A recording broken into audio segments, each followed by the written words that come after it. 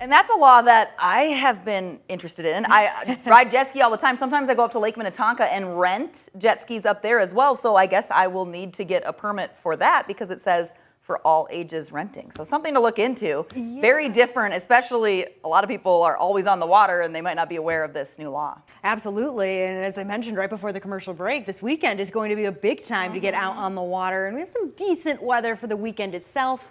But I tell you, the day itself, 4th of July, that's the one where you're going to want to jump into a pool. Let's get to it. Starting off with a live look over Charles City. So this happening as we speak. It's looking very nice, very calm. It is. And across the area, temperatures made it into the 80s today. So this is about where we should be. Some of us a little above average, Charles City, Mason City included, getting a couple degrees above that 82 that we find in, well, Dodge Center, Rochester, Preston, Austin. That's how high we got now as we look at where we are today or right now, and temperatures have dropped. Not surprising. We've got clear skies out there, maximum cooling taking place. It was pretty quick that these temperatures did tumble down, but I would say that 68 still feeling fantastic in Rochester. Mason City, Cresco, very nice. 66 in Osage. We still see some 70s there as well. Albert Lee as well as Austin.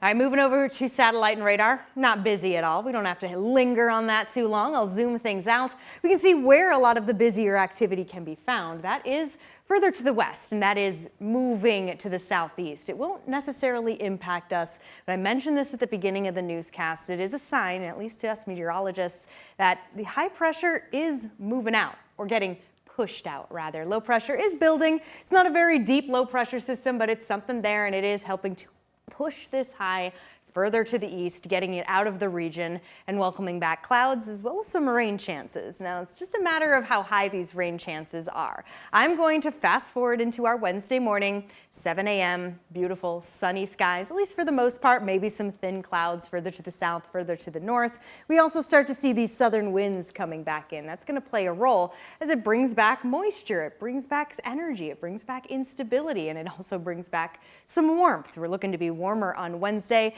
and clouds do start to build up. This is the afternoon, very typical for the summertime. We do get these summertime clouds, those big cotton balls, and any one of these will be capable of producing a shower or two. Now, Future Track isn't really picking up on a ton of that activity. I stopped things here around 3 p.m. Seen a little blip on the map or so. Most of the activity is further off to the northeast, but the chances are there, and the chances do come with a severe threat. All of us under a level 1 risk, so only level 1, that is isolated when it comes to severe development, but a chance nonetheless.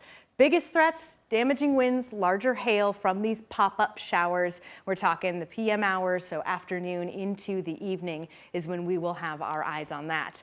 And then I mentioned the heat coming in from the south. The humidity will be going up, and this is more of just kind of a cautious warning, letting you know that by the time we get to our Friday, which happens to be the 4th of July, it's going to feel hot out there. Temperatures right around 90 degrees, mixing in the dew point, and then you've got real feels getting into the mid to upper 90s. That's what we're seeing on the 10-day here. And then we drop off as showers and storms come for our Saturday. Cami.